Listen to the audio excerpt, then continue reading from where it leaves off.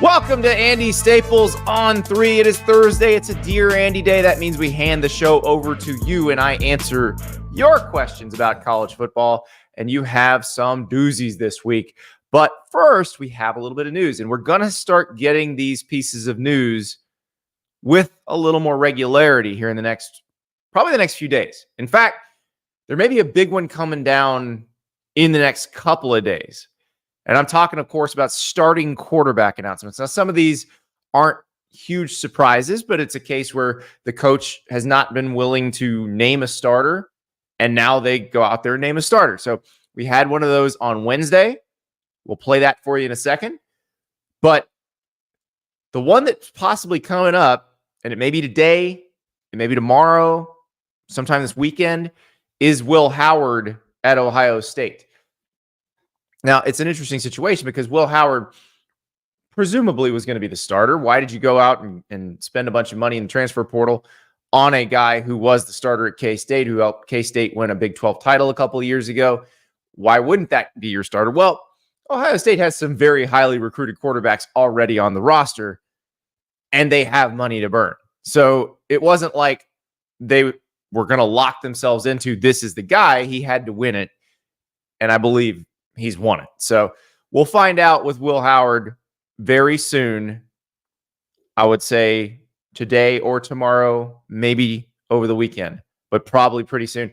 And I think we're going to get a bunch of these this weekend, probably early next week as teams start transitioning into game weeks. Now, obviously, it is really game week starting Monday if you are Florida State, if you are Georgia Tech.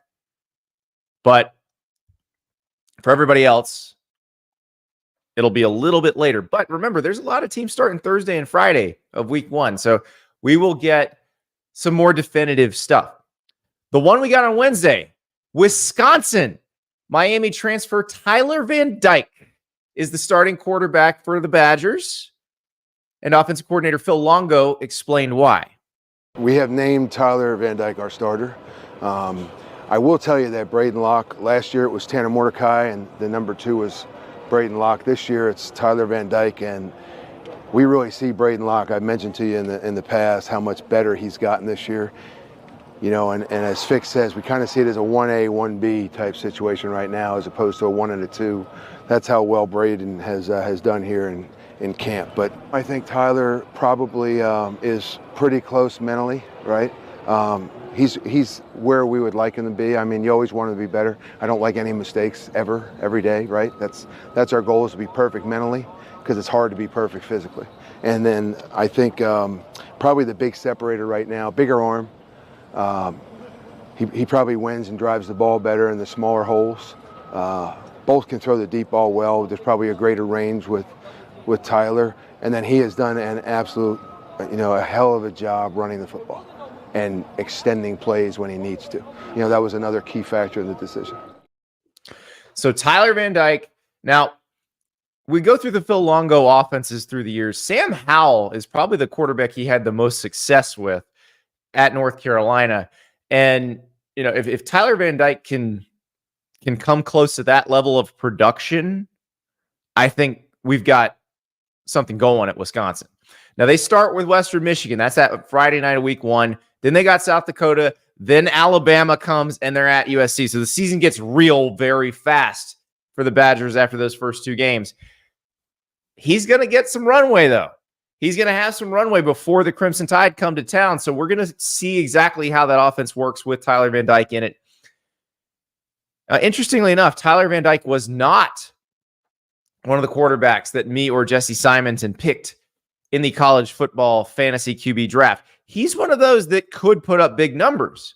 It really will depend on how good Wisconsin's receivers are, how good the running game is. But he was not one that I picked, not one that Jesse picked. Let's talk a little more about our college football fantasy QB draft, because I think we may have messed it up. So after the draft ended, Jesse and I, spent the last few minutes of yesterday's show talking about the guys we didn't pick. When we finished and turned it off, our producer, River Bailey, said, "Hey, guys, I think I could take a team of the guys you didn't pick and beat you." And I looked at the names and I'm like, you know what? You may be right. So let's bring on River, because River, you faced some tough choices. As I look at your team that you've put together here, you left guys on the table too, because when we were talking about this, we were talking about Graham Mertz at Florida, Cam Rising at Utah, Dylan Raiola at Nebraska, Kyron Drones at Virginia Tech, Miller Moss at USC. Oh yeah. So how did you narrow this down? Because like I said, there's some guys that are going to be very productive on this list. So my biggest takeaway from all this is we've got guys, particularly on my list, that have a lot to prove.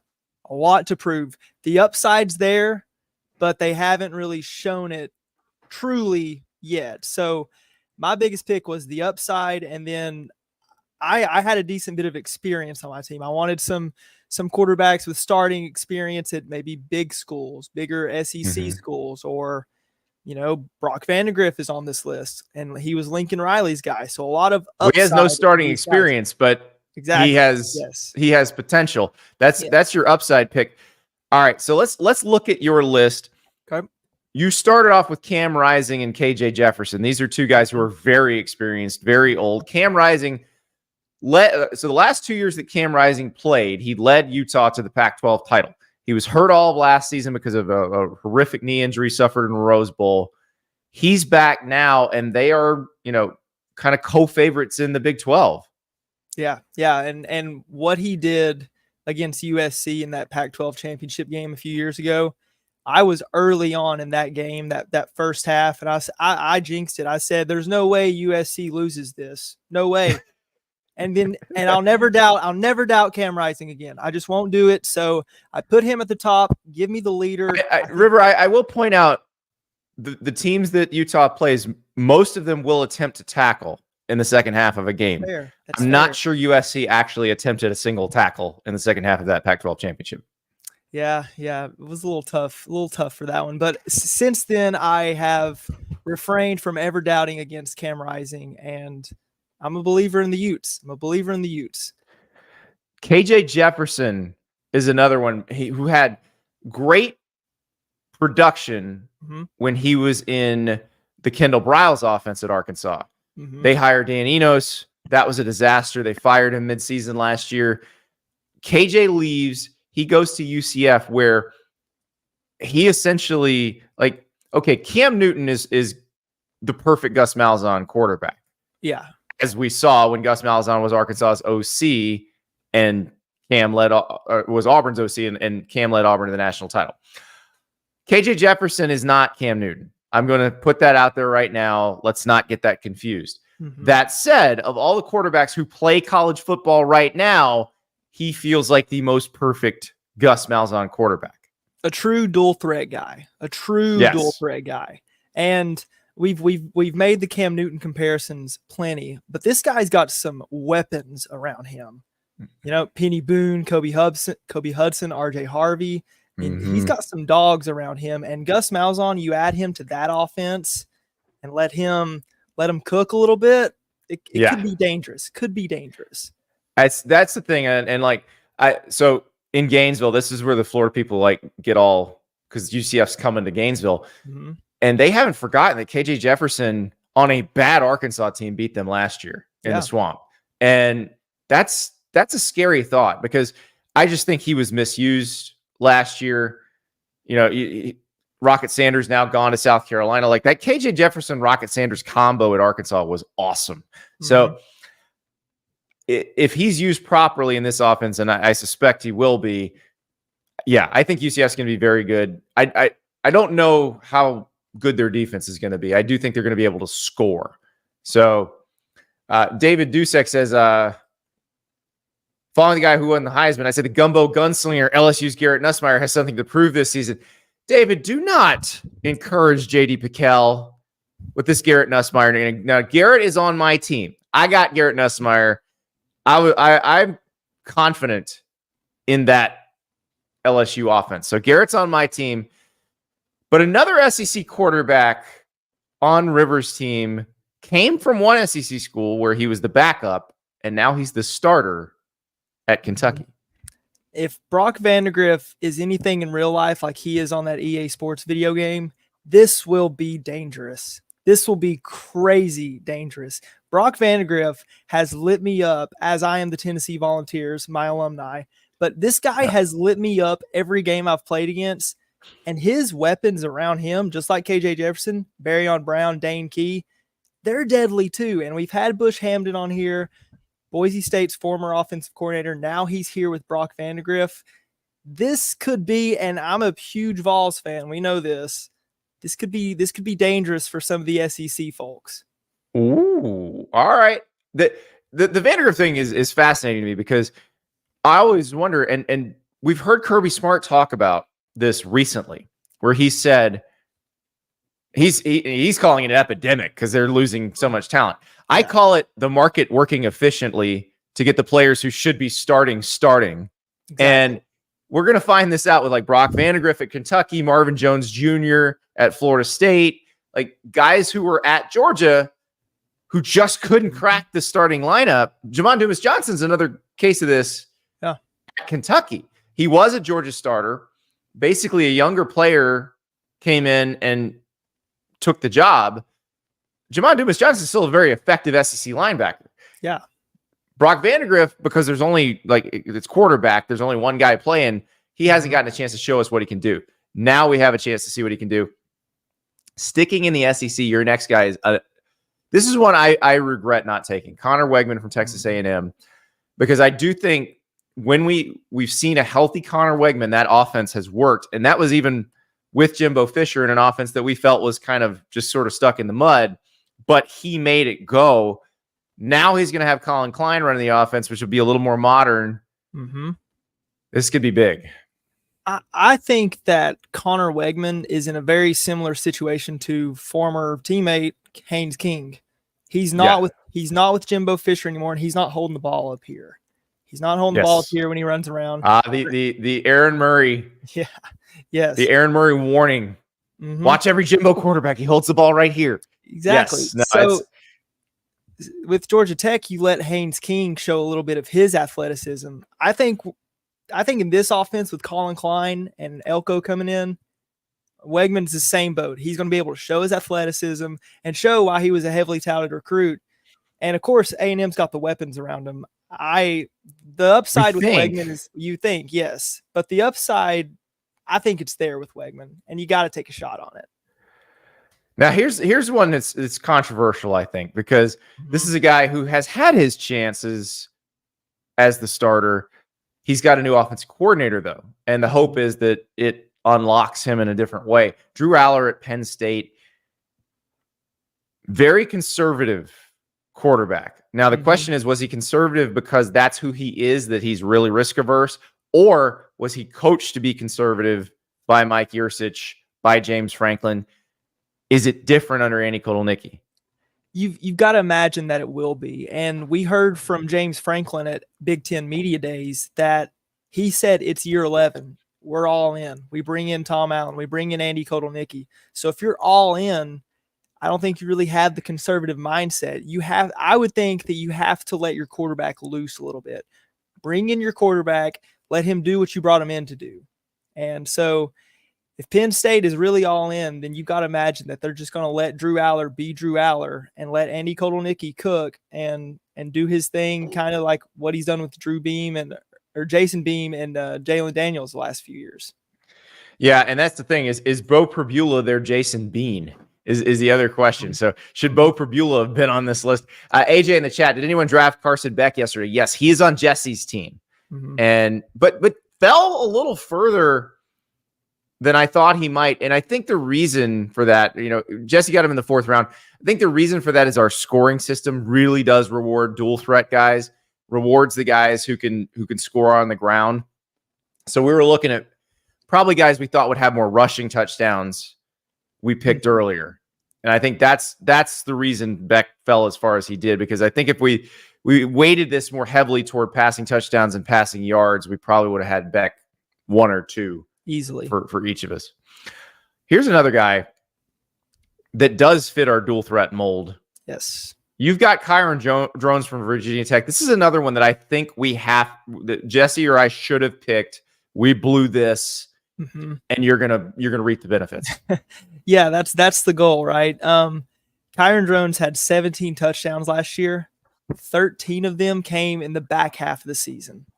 After game 6, the back half of the season, Virginia Tech was one of the hottest teams at the end of the season, and you just have to hope and pray that they continue that momentum and bring it into 2024, because I am very hopeful on Kyron Drones and what he can do in this offense with Brent Pry.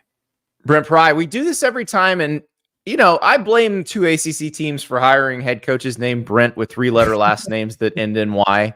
It makes it very difficult. But yes, Brent Pry at Virginia Tech, Brent Key at Georgia Tech. Also, they're at tech schools. Yeah, it's a little confusing. But no, I think Tyler Bowen, the offensive coordinator, really clicked with Kyron Drones at the end of last season. There's a lot of people excited about Virginia Tech. This is like, you talk to people around the ACC, everybody loves Virginia Tech. They're like, that's the sneaky contender in the league. So Kyron Drones, a good pick. Here's another good pick. We got a Dear Andy question about this guy, so we'll talk about him a little bit more later. But Payton Thorne at Auburn, definitely more weapons than he had last year.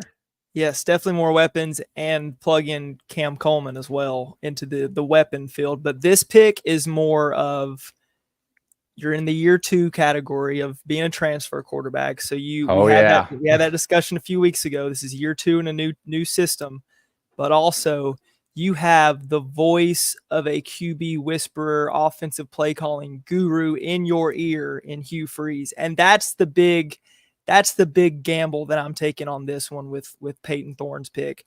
I think you have Hugh Freeze in your ear telling Payton Thorne what to do 15 seconds out before the play. You can't undervalue that. I mean, Payton Thorne last year showed flashes of what he could be, but if you just have Hugh Freeze in his ear to kind of ease the mindset and be like, hey, just throw it to Cam Coleman right here. He's got single coverage out there on the wide out. Just throw it up to him and let him make a play. I think that Payton Thorne you always hope the year 2 jump with the new head coach. The year 2 is the big one. I think that we could see this parallel with Auburn down on the Plains. Yeah, and I think just Hugh Freeze running the offense. And again, we'll talk more about Payton Thorne because we're getting a question about him in Dear Andy. Your number 8 is intriguing to me too, because this is one of those, it's a very boomer bust situation. This is a guy who's never been able to stay healthy.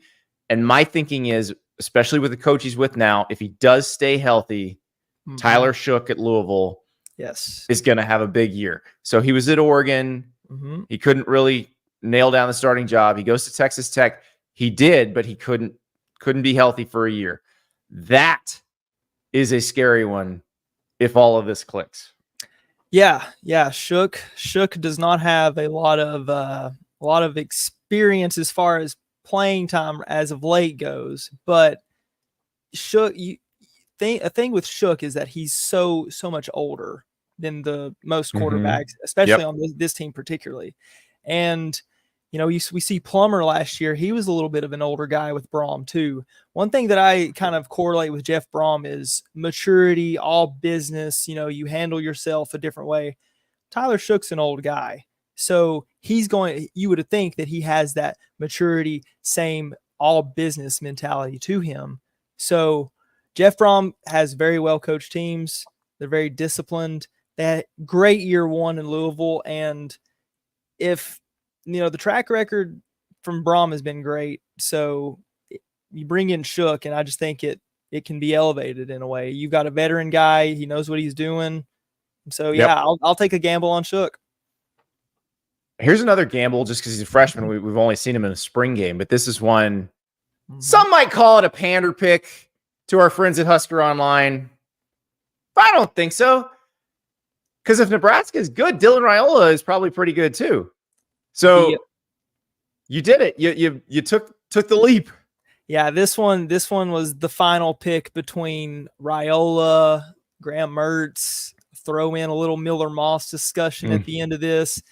But we've talked about Raiola all offseason. I mean, the headlines that this guy made when he flipped from Georgia to Nebraska was unlike anything that I had seen during my time at On 3 and really at anything. Like, this guy made some headlines that I was like, whoa, this is a big, big deal. This guy's upside is got to be through the roof. I mean, Sean Callahan said it the other day, like, you know, they think he can be the real deal if they get the offensive line squared away. Like, all Nebraska's needed the last few years is an elite quarterback. And if we've been right on this guy, this could be the key that Nebraska needed to start the engine and just go. It really could have been. Now, the rules state that you must have one group of 5 quarterbacks. So if you're wondering, like, okay, well, you're leaving Graham Mertz and Miller Moss on the table and taking this guy. No, you got to take one more group of 5. And there is now. Jesse took most of them. He did. And I picked up Seth Hennigan from Memphis, which I think he's gonna be great for me. But there was one more that I was considering that you took, and I'm glad you did. Yeah, Joey Aguilar from App State, 33 touchdowns last year. He only had one game under 200 passing yards last year, and that was week 1 against Gardner-Webb. So I don't know how much stock you can put into a week 1 stats, but I mean, Joey Aguilar is a baller. This guy, he went toe-to-toe with UNC in overtime, threw for almost 275 yards. I mean, Joey Aguilar with 33 touchdowns last year could be just a huge threat to the rest of the Sun Belt Conference this year.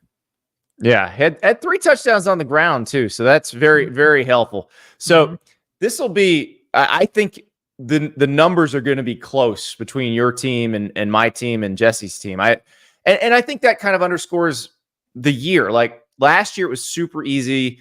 We knew what the first 5 picks for each guy were going to be once we decided who the first pick was going to be. Like, we knew Caleb Williams was going, then Drake May was going.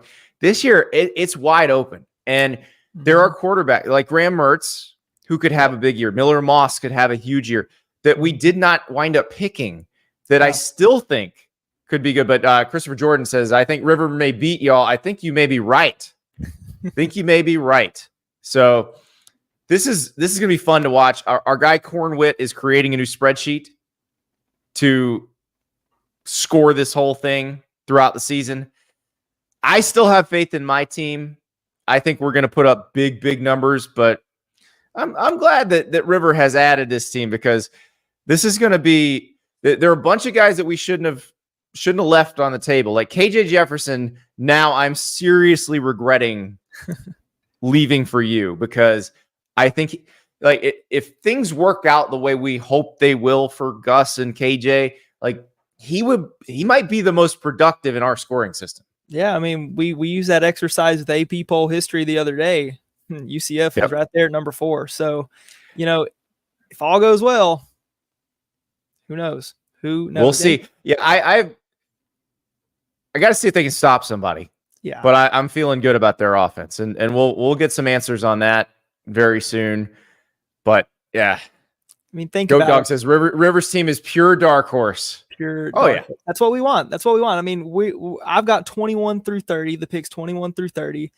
I consider it the island of misfit toys. You just come on over here to the Producer Rivers team, and we'll just shock the world over here. So yeah, I don't think there's that much difference really between 5 and 30. That's the thing.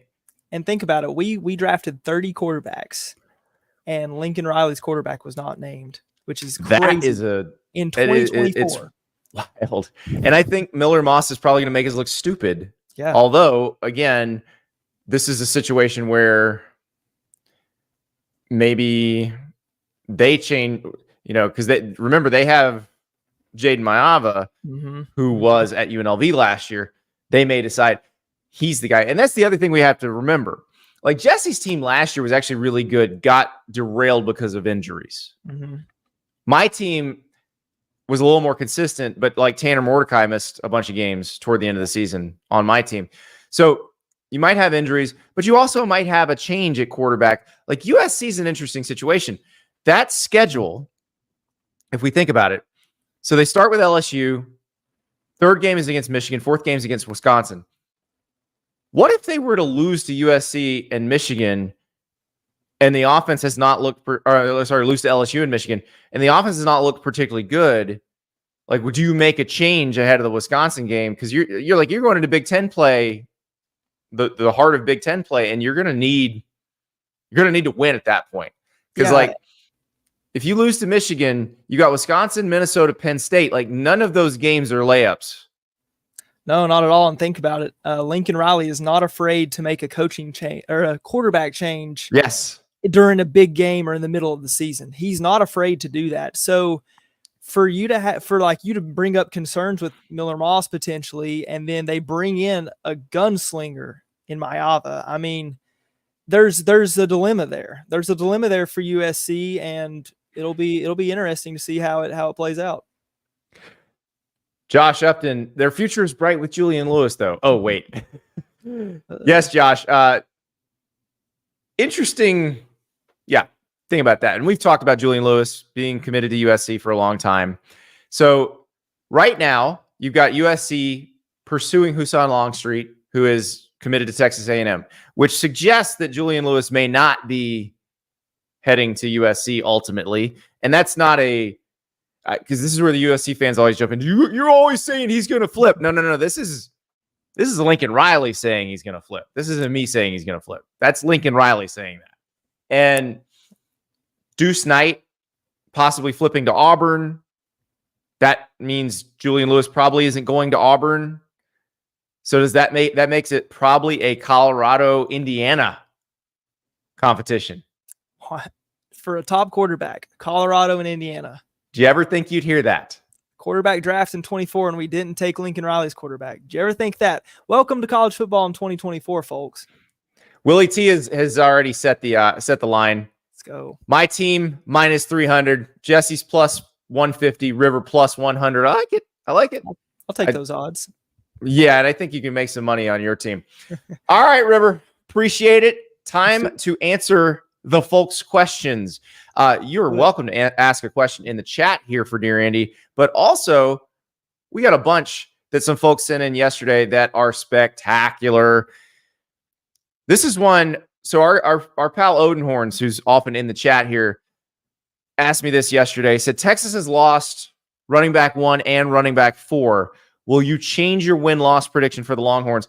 And then I combined this with a question from Huge that's of the preseason top 5, Georgia, Ohio State, Oregon, Texas, or Alabama, who has the best chance at not making the playoff, in your opinion? So I put these two together because remember we talked about this the other day when we were doing the exercise with the AP poll where Ralph Russo had crunched the numbers and figured out, okay, you got to take 4 of the top 5 from the preseason poll, 2 from 6 through 10, 2 from 11 through 20, 1 from 21 through 25, and 3 unranked. So that was hard for me, knocking 1 out of the top 5, because if you look at my post-spring rankings, you look at my projected playoff, I think that all 5 of those teams are going to make the playoff. I think they're among the 5 best teams in the country. I think they're among the 5 deepest teams in the country. So what could happen that would cause that to happen? What would cause them to not make the playoff?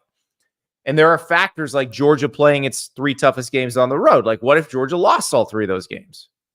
At Alabama, at Texas, at Ole Miss. That would be a reason. But a more likely reason, especially with the teams that are among the deepest in the country, is that one position group just gets decimated by injury. And I think that's the part you got to worry about. And unfortunately for Texas, it's already started with the running back room, and you hope it stops. You hope it stops here. But we talked about it last week with Joe Cook from Inside Texas. They lost CJ Baxter, who was supposed to be their number 1 running back. And with Joe, and when we were talking to Joe, we're like, okay, Jaden Blue, he takes most of the carries now. Trey Wisner, probably your number 2 back. So then they had Jarrett Gibson and Christian Clark, who were freshmen, who, like CJ Baxter last year, were probably going to have to play. Now, Christian Clark goes down this week with an Achilles tear. So you've basically got 3 scholarship backs now at Texas. You've got Blue, you got Wisner, you got Gibson. That's already thin.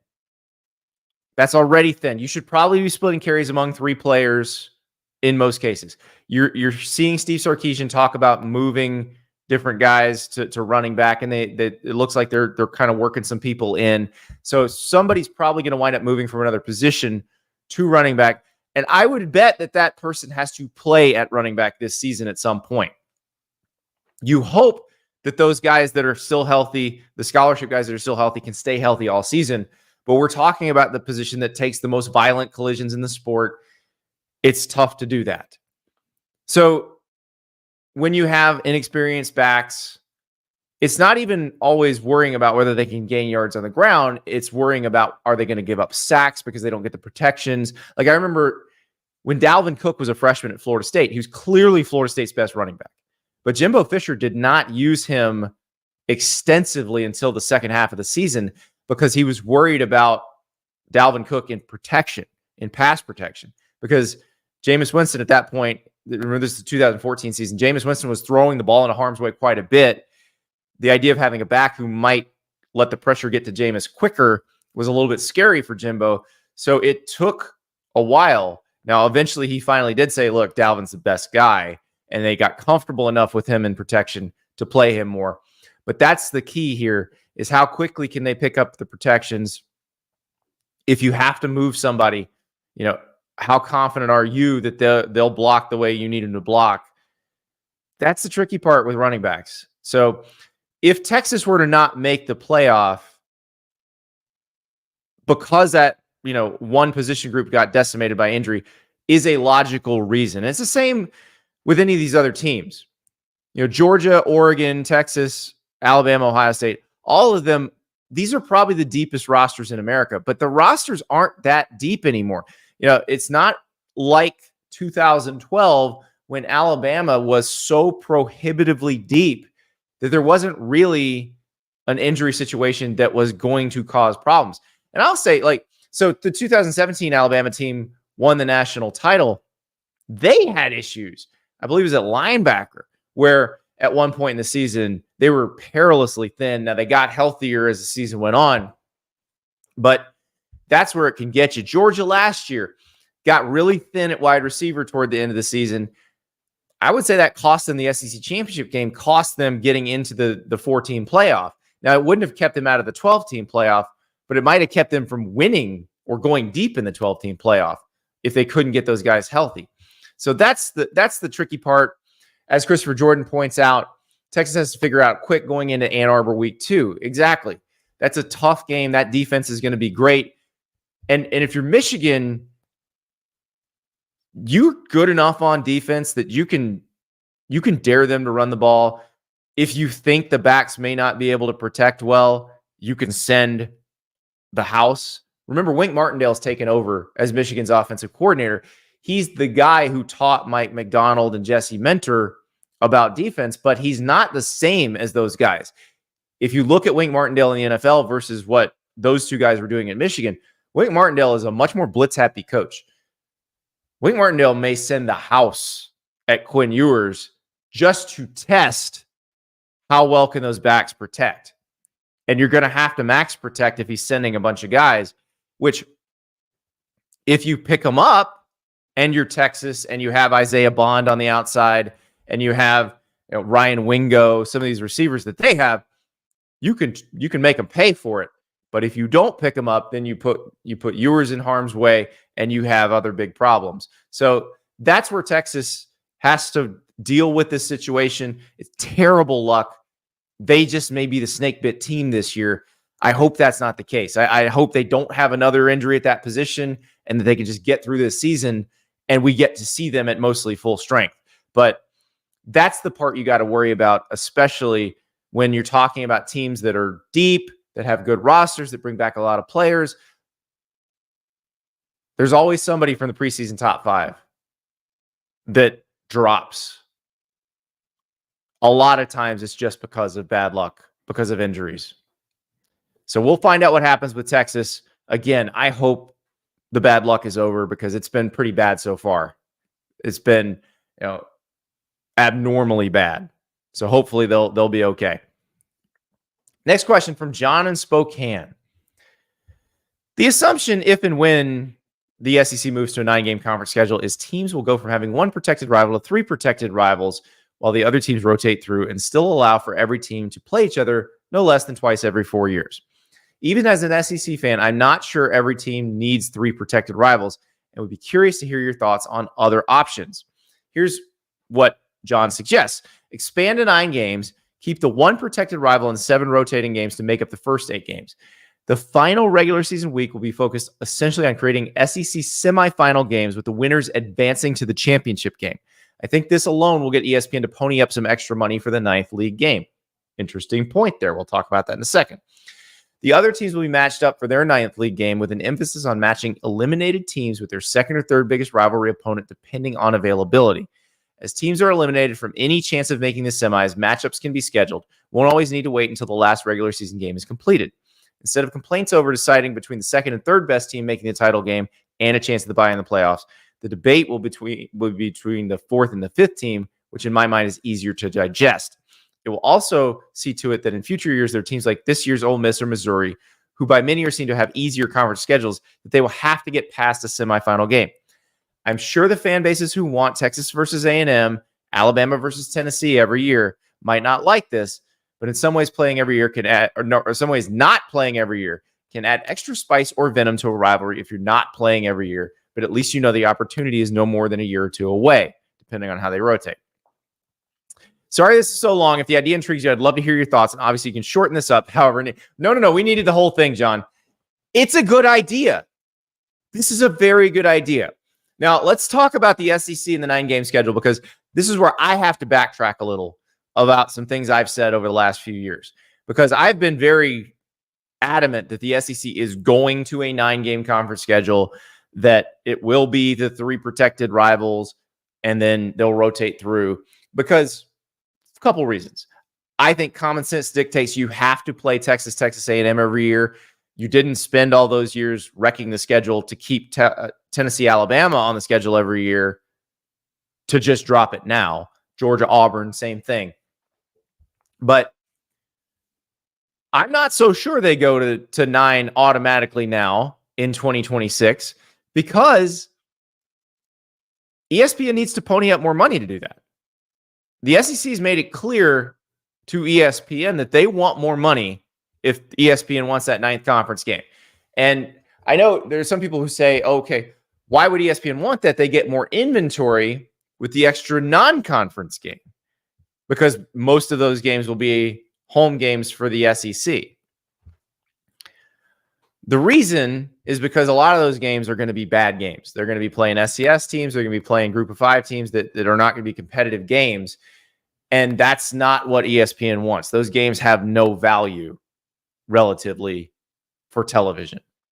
Conference games have much more value. So they've got to pay more for it, though.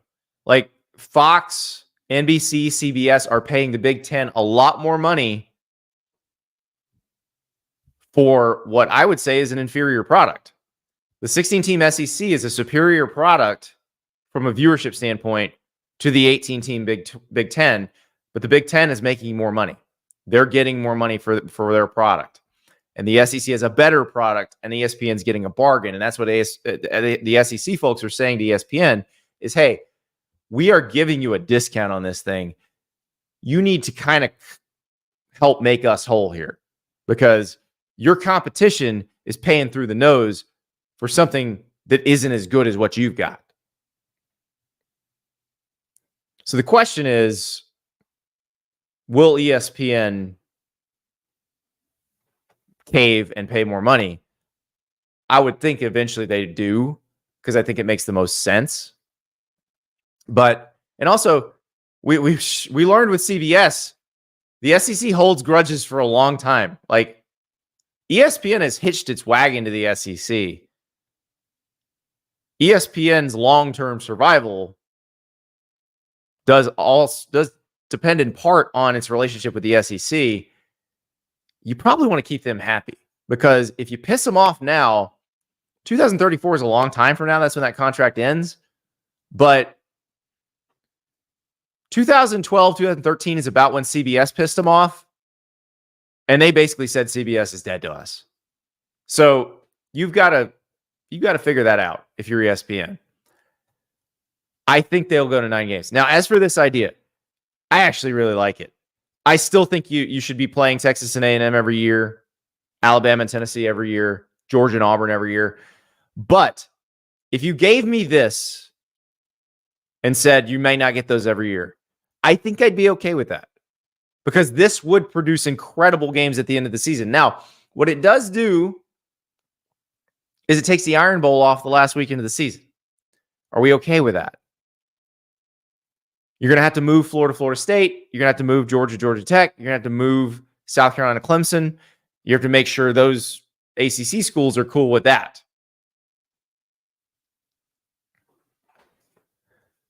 But you could do that.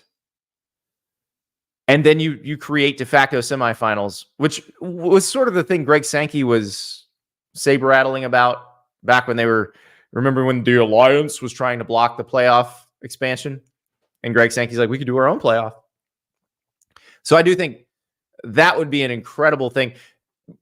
I would assume the seeds of John's idea came during the pandemic when the Big Ten basically was trying to match up. They had that last week of the season where they were trying to match up kind of evenly matched teams to create better games, or games that we just hadn't seen that season so far. That I thought was a very good idea. So I could see that, because you're going to get good matchups. You're going to get intriguing matchups. And like John said, if it's not teams that are trying to feed into the SEC championship game, you're going to pick rivals, or you're going to pick compelling matchups that people are going to watch. So I like it. I still think you should be playing Texas and Texas A&M every year. But if you gave me this, I would be cool with that. Christopher in the chat, I'm a traditionalist, but I have no problem with this. It's a new world. Exactly. Like, here's the thing. Yes, you take the Iron Bowl off that last weekend, but maybe that's okay, because maybe you don't have 3 Iron Bowls in a row or 2 Iron Bowls in a row, because there is a possibility that you could have an Iron Bowl SEC championship game the following week. Now, I guess you could always have an Iron Bowl semifinal the following week if that's how things fell. But I'm all for new ideas. We're in a no bad ideas phase of the sport. AJ Adams, would it be UGA and Auburn or UGA and UF? Georgia, Florida is protected. That's going to be played no matter what. So if you've got one protected rivalry game, it'll be Florida versus Georgia. So all of the other Georgia, Auburn, Florida, LSU, the ones that have been played a lot over the years, those would fall by the wayside. But I think it's probably more likely they go to 9 conference games and they make sure to protect those rivalries. Now, the question is, do they go to 9 conference games? Does ESPN pony up more dough? They should. We do not know if they will. Teddy, the best thing to do is for these non-conference games, all Power 4 conferences play games against only Power 4 conferences. These FCS games are ridiculous. Well, you also just eliminated the group of 5. So that's your choice. Like, I don't know if that's something I do. I don't know if I'd go so far as to eliminate the group of 5 out of this too. AJ, Georgia and Auburn cannot be taken off the schedule. That is sacrilegious. And that's why I keep saying they're going to do this. They're going to do this. But the more I hear about it and the longer it goes, the more I think, well, ESPN's got to pay the money. Got to pay the money. Now, there's also the possibility that the roster of the conference changes in 2026. I don't know if that's going to happen or not. I personally think the SEC should stay at 16. Let the Big Ten take Florida State and Clemson if they can get out of the ACC. That would make a better TV product for the Big Ten. It would probably make it about on par with the 16-team SEC. But if that happened, I've always heard that the SEC presidents would love to add North Carolina and Virginia. That would dilute the football product. I don't know why you'd want to do that. You've got a good football product the way you got it. I don't know that you want to get any bigger if you're the SEC, but maybe they will if all that comes to play. But we'll find out. Next question comes from Adam.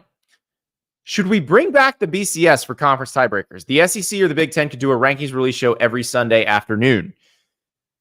So we still don't have tiebreakers for the Big Ten and the SEC yet. And it could get a little weird. And I'm talking about tiebreakers to make the conference championship game. So who's number 1, who's number 2 in the conference? And they keep pushing it. they're going to have to tell us something pretty soon. They're going to have to tell us what the tiebreakers are because there are games in those leagues that are happening very soon. So, Adam says bring back the BCS. I think they're trying their damnedest to not have some sort of subjective or luck-based decision. Remember, the BCS rankings did decide who the Big 12 champion or Big 12 South champion would be in 2008 when it was Oklahoma, Texas, and Texas Tech in a three-way tie at the top. And the reason they did that in the Big 12 at the time was they wanted to have the best chance of the Big 12's champion reaching the BCS championship game. And in that case, it worked because Oklahoma won the league, beat Missouri in the Big 12 championship game, and then Oklahoma faced Florida for the BCS championship. It makes the most sense. The SEC has already said they're not going to use the CFP rankings to break any ties, but the reason's more logistical than anything else. The CFP rankings come out on Tuesday, and they can't wait till Tuesday. They got to do it on Sunday. So what Adam's saying is if you bring back the BCS, you have the coaches poll. I guess you reinstate the Harris poll. You recreate the Harris poll, and then you have the computer rankings and do that on Sunday. But why not? Here's a different solution. Remember, the following week, when they actually announced the teams that made the playoffs, so right after the conference championship games, the committee reveals its rankings on Sunday. It could just reveal its rankings on the Sunday after the final regular season games. Just move that from Tuesday to Sunday. It's not that hard. It's not that different. It doesn't take that long. All it does is change the schedule, changes when those people fly to meet up for the committee meeting. But we see them do it already. So there's no reason they couldn't do it for Sunday. I just think the SEC and the Big Ten would like to avoid any kind of subjective ranking in that process. The problem is because the schedules are unbalanced, because teams might not play each other, because there might not be enough head-to-heads, because the common opponents might be weird. We don't know. We just don't know how that works. Hey, it's the Rutgers schedule. They miss a lot of the good teams in the Big Ten. Like, what if Rutgers is there? We've said, what if Iowa's there? But Rutgers does not play Ohio State, does not play Michigan, does not play Penn State, does not play Oregon. That is a very different schedule than, say, Michigan or Oregon. So Oregon has to play Ohio State and Michigan. Michigan has to play Ohio State and Oregon. Very different. But we'll find out. Goat Dog, I caught PTSD just hearing BCS. AJ, there's no ambiguity in the NFL. Need to adopt that model and tiebreakers. Awesome. Well, if you can figure out how to have geographically and competitively balanced divisions across college football, then you can do that. There's only one way to do that. It's a super league. You don't want that. You've told me you don't want that. So you got to decide. You got to decide what you want. Next question comes from Mac. Is Jeff Brohm the most underrated coach in college football, and where would you rank him in the ACC? I mean, look at what he did at Purdue before he got there, and look at what he did in year one at his alma mater. Okay, so these questions are weird. These overrated, underrated questions, because I don't know where you have him rated. Like, anybody who's been paying attention to college football for the past 10 years knows Jeff Brohm is a very good coach. We saw what he did at Louisville last year. He took Purdue to the Big Ten championship game, for goodness sakes. Jeff Brom's awesome. Now, last year, they had a schedule that was very conducive to winning early. And they still beat Notre Dame, beat them like a drum when they came in, and got to the ACC championship game based on their conference record.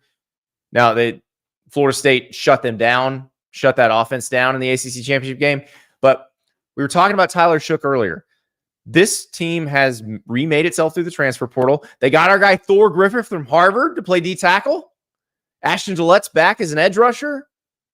Colin Lacey from South Alabama, Ja'Cory Brooks from Alabama at receiver. Jeff Brohm likes a freshman running back named Isaac Brown. So this is a team that could be very good. Now, the schedule is not as easy this year as it was last year. But they beat Miami last year. They're going to get Miami at home this year. They're at Clemson. That's not going to be easy. They got SMU. They get Georgia Tech, who I think is going to be a tough out, but Georgia Tech has the toughest schedule in the ACC.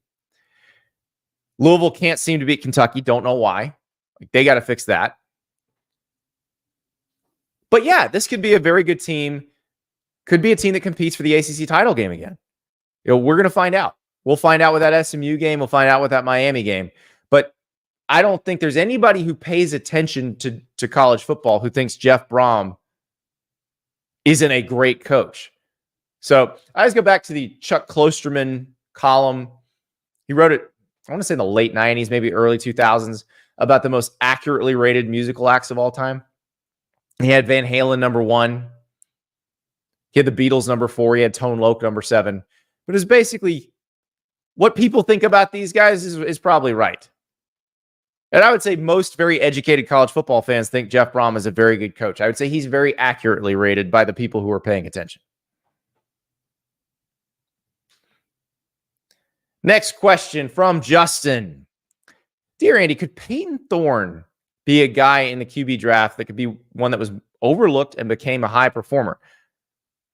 New weapons at Auburn, and I've mentioned before how the new radio helmet could help Hugh Freeze. All right. Producer River also included the rest of Justin's question, which is he wants a random ranking of characters from the show Wings, which, let's be real, I mean, that was a great show. Great show. Crystal Bernard, a young Thomas Hayden Church, Tony Shalhoub's breakout role. I'm just going to give you my number one. Number one is Lowell. Number one is Thomas Hayden Church. I see producer River. You can't see him, but I'm watching him on my screen. He has no idea what TV show I'm talking about. He's never seen a single episode of Wings. No clue. People have no idea. The youngsters just don't get it. We used to get good comedies on broadcast television. We don't anymore. All right. Back to the Payton Thorne question. As we said earlier, when River was introducing his team, which might beat my team and might beat Jesse's team, he picked Payton Thorne. And I think he's right about this. I think having Hugh Freeze calling that offense, I think having more weapons, because that's the other big thing. Who was Payton Thorne throwing to last year? That's the hard part for quarterbacks is they do have to have some weapons. The line wasn't where it needed to be. Now, I don't know if Auburn's line is where it needs to be quite yet. So that's another issue that we need to consider. But the backs are good. Jarquez Hunter is the guy we keep talking about here. Cam Coleman, obviously, huge recruiting hype, but we think he can live up to it. Keandre Lambert-Smith comes from Penn State. That's the question. Did the weapons improve so much that it improves Payton Thorne? And then will the play calling improve so much that it improves Payton Thorne? And like we've said over and over again, the Hugh Freezes, the Lane Kiffins, the Mike Norvells, the play calling head coaches, is that helmet radio going to give them a bigger advantage? Very well could. Very well could. So I'm excited about Payton Thorne. Cannot wait to see what Auburn looks like, because this is one of those teams that the schedule's hard. It could go a lot of different ways this whole season. The Cal game will be interesting. Jaden Ott coming in week 2. New Mexico comes in. Remember, New Mexico State beat them last year. That's the thing. Every time I mention Auburn, one of you mentions them losing to New Mexico State. Yeah, they got to fix that. They got to fix that up, down. Hey, we get up for the big opponents. Because they went from losing to New Mexico State to almost beating Alabama. I mean, they should have beaten Alabama in the Iron Bowl. You can't be that. Like, if you actually want to compete for championships, you can't be that. And I realize Auburn, like the SEC shorts on Auburn about the Auburn roller coaster, the most accurate SEC shorts ever done. But Hugh Freeze has to fix the roller coaster. He needs to make it a little smoother ride. Now I've gotten you guys down a sitcom rabbit hole. Christopher in the chat. Cheers, Night Court, Herman's Head. These are all tremendous shows. Cheers, Night Court, everybody knows. Herman's Head, Deep Pull, William Ragsdale, Yardley Smith, the voice of Lisa Simpson. She was one of the people in Herman's Head. God, that was a tremendous show. Tremendous show. Next question comes from Dan.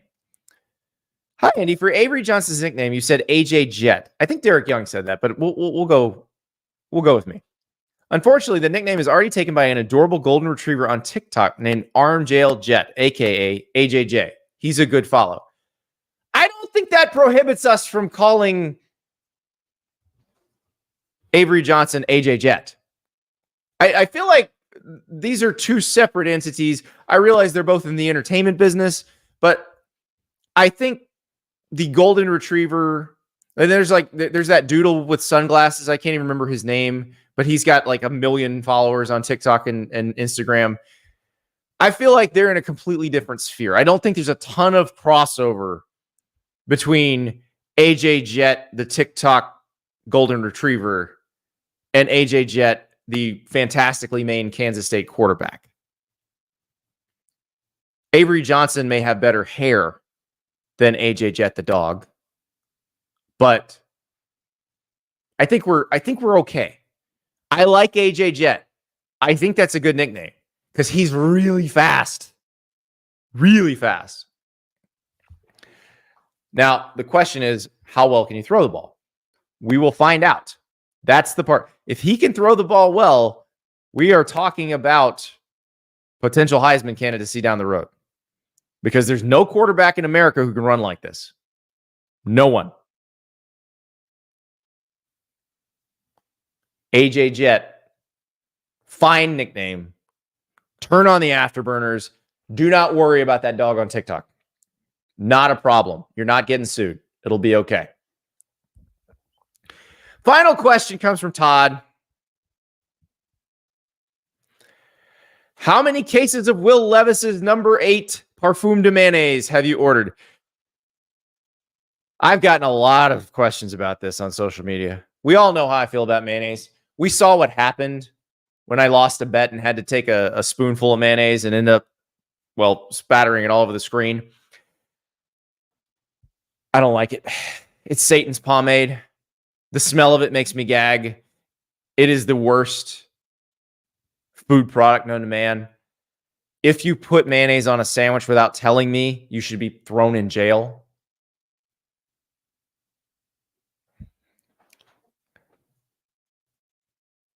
I get it, Will Levis. You've made a brand for yourself, and I appreciate that. Will Levis is just making money here. Will Levis put mayonnaise in his coffee, which, by the way, I lost another bet, had to try that. Not as bad, because the thing is, when you make a chemical change to mayonnaise that doesn't make it mayonnaise anymore, it's okay. Like, I've had chocolate cakes that were made with mayonnaise that were delicious. You can put mayonnaise on the underside of a bread when you're doing grilled cheese, and you cook it down with the cheese, and it's really good. You mix it into the coffee, it's fine. Chemical changes are definitely okay. Straight up mayonnaise is disgusting. But Will Levis has created a brand. The commercial he made for it is spectacular. I do not begrudge anyone their chances to make that money, especially when we don't know how long an NFL career is going to last. It's a very tough business playing quarterback in the NFL. So God bless you, Will Levis. I don't begrudge you, but please keep the mayonnaise out of my timeline. I'm looking at Will Levis with the mayo right now. I'm looking at the picture. It's making me want to gag. I realize I don't want it to be this way. I would like to like mayonnaise.